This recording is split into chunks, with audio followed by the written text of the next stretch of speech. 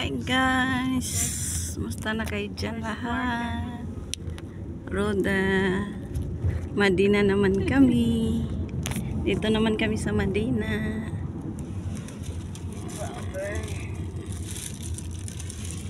Madina guys.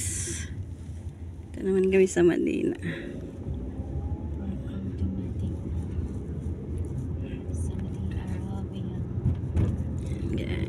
Ay, naku, buhay ko. Punta doon, travel doon, travel.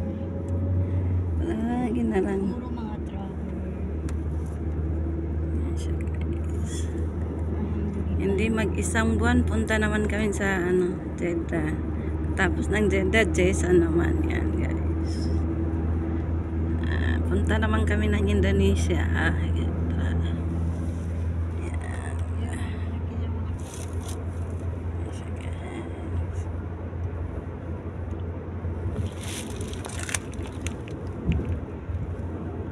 Yung pinsan ko nandun sa unahan. Siyang madam ngayon. Si madam napagod na sa unahan. Pagod na sa katatak.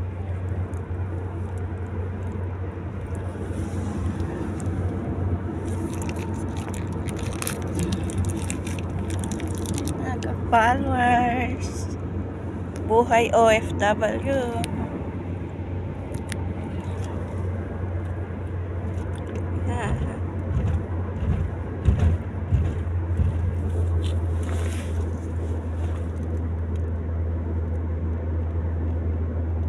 So Wednesday, ano na ng bunso ng amo ko, engaged na niya. Kasalan na. Ilang buwan kaya bago magkasal? Eh, si Bunso yan parang hindi makahintay. Bakit?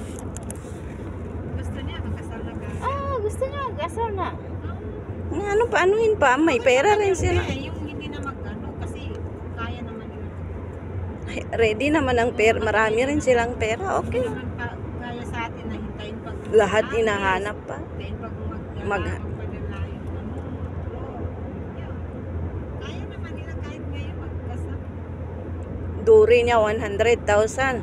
Tapos iba pang alahas. Tapos sabi niya, be, bakit daw mahal? Sabi niya kay nanay, bakit daw si Rose 50 lang dati? Eh, sabi niya, si Rose kasi, Sa amo ko, 50 lang. si amo, oo, amo mo kasi, Kasi kuripot yun. hindi, at saka hindi pa natapos amo mo, yun natapos na. Doy ka kamanggamot sa Doktor na kasi yun. Training na din katulad niya katapos ng madrasa, no? Tulad niya training na din. Yun, babae niya, doktor. Kaya si nanay yan, proud na proud. Yung babae. Doktor. Eh, si Rose hindi pa si Jack nagpaaral. Kaya mura. Amo mo ilang taon na naka ano? Amo ko yan na.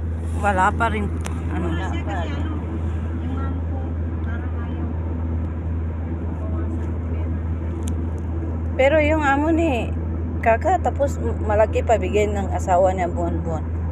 Tingnan mo nag-aaral, ang dami niya pang pera. Yan. Ang gusto niya dyan sa amo, kaya nag-aaral.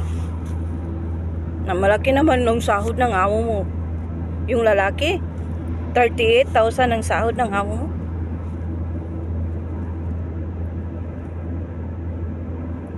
Wala lang yan sa kanila. Oo, mura lang yun sa kanila. Si ano? Bakit mura lang, be? Hindi ba sa kanila mura lang yun? Hindi ba? Bakit mura lang? 38 yan na kung dito. Yung sa kanila, may mura lang yan. Oo, yun nga kapag sa kanila 38 Pero mura. sa atin, Hindi yan siguro mag 38, be. Siguro mga mag 50 yan. 38 si nanay rin nagsabi. nakina yan siguro kasi Tingnan mo yung bunso. Unaw ng sahod niya 7. Tapos ngayon 8 na. Okay guys, thank you for watching.